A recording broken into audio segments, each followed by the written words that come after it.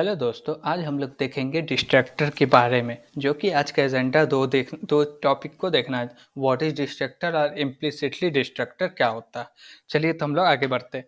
हम लोग सबसे पहले देखेंगे डिस्ट्रैक्टर। डिस्ट्रैक्टर का नाम सुनते ही हमारे माइंड में थॉट आता है कि कंस्ट्रक्टर का उल्टा डिस्ट्रक्टर, यानी कि हम लोग कंस्ट्रक्टर बनाते थे किसी भी ऑब्जेक्ट के इंस्टेंस मेंबर में असाइन करने के लिए, इंस्टेंस मेंबर वेरिएबल में असाइन करने के लिए, और डिस्ट्रक्टर का काम उल्टा होता। तो कई लोग समझते हैं कि डिस्ट्रक्टर का मतलब होता है क्या, कि ऑब्जेक्ट को डिस्ट्रॉय करना। तो डिस्ट्रक्टर का काम ऑब्जेक्ट को डिस्ट्रॉय करने का नहीं होता। चलिए तो हम लोग समझते हैं इसका काम क्या होता है और ये क्या है।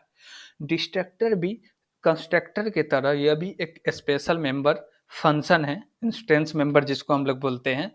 ये भी स्पेशल मेंबर है, इसका कोई रिटर्न टाइप नहीं होता है और ये सेम होता है जो क्लास का नाम होता है, बट इसमें हम लोग टिल्ड सिंबल लगा के बनाते हैं, उसी को हम लोग बोलते हैं डिस्ट्रक्टर। ओके, उसका क्या सिंटेक्स है वो भी हम लोग देखेंगे और कैसे बनता है वो भी देखेंगे। और हम लोग ये भी जान ले कि डिस्ट्रक्टर का कोई भी रिटर्न टाइप नहीं होता है, जैसे कंस्ट्रक्टर का कोई भी रिटर्न टाइप नहीं होता था। और डिस्ट्रक्टर में कोई भी आर्गुमेंट नहीं लिया जाता, यानी कि डिस्ट्रक्टर टेक्स नो आर्गुमेंट। और जब डिस्ट्रक्टर के अंदर कोई आर्गुमेंट हम लोग पास नहीं कर सकते हैं, तो डिस्ट्रक्टर का ओवरलोडिंग भी नहीं कर सकते। तो इसलिए डिस्ट्रक्टर में overloading is a not possible, यानी कि डिस्ट्रक्टर में ओवरलोडिंग भी नहीं हो सकता। डिस्ट्रक्टर भी है कंस्ट्रक्टर की तरह इंस्टेंस मेंबर।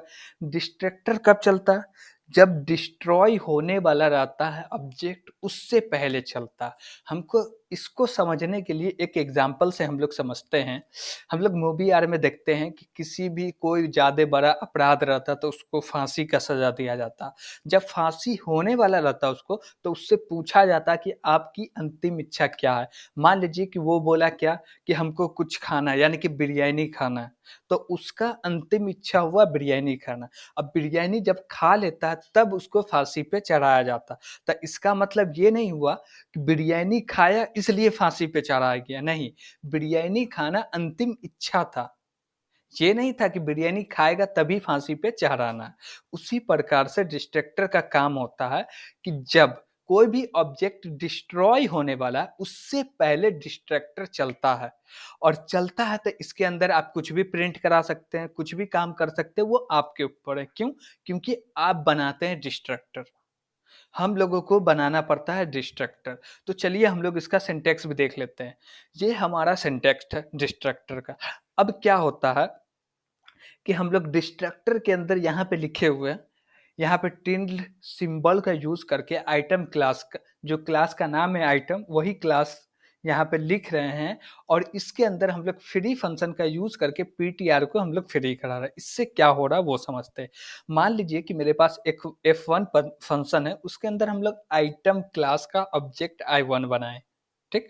उस आइटम क्लास के I1 ऑब्जेक्ट के अंदर दो इंस्टेंस मेंबर वेरिएबल है, एक पीटीआर है, एक ए है। पीटीआर को जो मेमोरी मिलता है वो डीएमए से मिलता है, ठीक। जब ये ऑब्जेक्ट डिस्ट्रॉय होगा, तो पीटीआर को जो मेमोरी मिला है डीएमए की मदद से, वो तो डिस्ट्रॉय नहीं होगा। क्यों? क्योंकि उसको बिना डिस्ट्रॉय किए वो खुद से डिस्ट्रॉय नहीं होता है, जो हम लोग डीएमए से वेरिएबल बनाते हैं।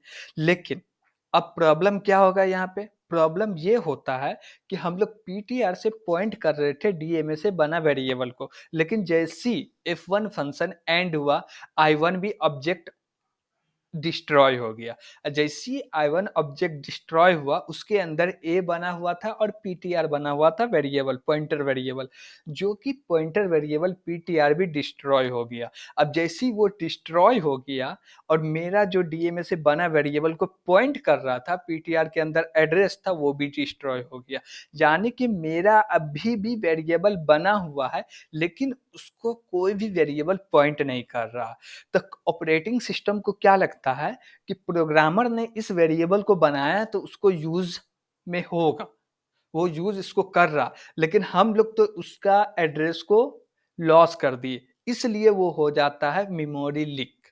तो इसलिए हम लोग क्या करते हैं, डिस्ट्रक्टर के अंदर हम लोग लिखते हैं फ्री, पीटीआर यानी कि जैसी डिस्ट्रक्टर मतलब कि ऑब्जेक्ट डिस्ट्रॉय होने वाला है, उससे पहले डिस्ट्रक्टर चल के उस मेमोरी को फ्री कर देगा, फिर जाके डिस्ट्रक्टर चलेगा।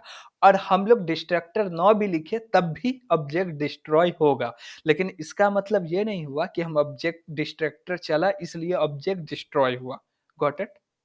यहाँ पे इससे कोई भी संबंध नहीं, डिस्ट्रक्टर जो है ऑब्जेक्ट को डिस्ट्रॉय नहीं करता। यह एक फंक्शंस है, इंस्टेंस मेंबर फंक्शन है।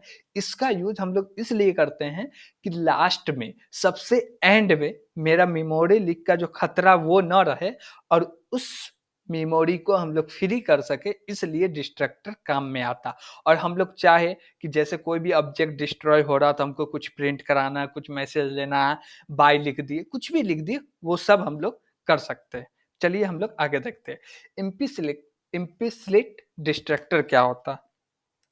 इसका मतलब ये होता है कि हम प्रोग्राम के अंदर यानी कि क्लास के अंदर प्रोग्रामर कोई भी डिस्ट्रक्टर नहीं बनाता है, तो कंपाइलर खुद से एक डिस्ट्रक्टर बना देता है जो कि एम्प्टी डिस्ट्रक्टर होता है। यहाँ पे आपको दिख रहा है, यहाँ डिस्ट्रक्टर बना हुआ है, पैरेंथेसिस में तो कोई आर्गुमेंट होगा नहीं और इसका बॉडी भी खाली यानी कि एम्प्टी डिस्ट्रक्टर बनता है और कंपाइलर हमेशा बनाता है।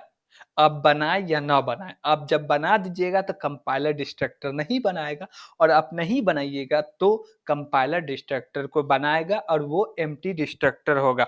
वो कुछ नहीं करेगा, बस बनेगा। Got it? तो ये हो गया एम्प्टी डिस्ट्रक्टर बनाता कंपाइलर। कब बनाता है? जब कोई भी प्रोग्रामर क्लास के अंदर डिस्ट्रक्टर ना बनाए तब जाके ये बनाएगा। Got it? आज के लिए इतना ही। Thank you.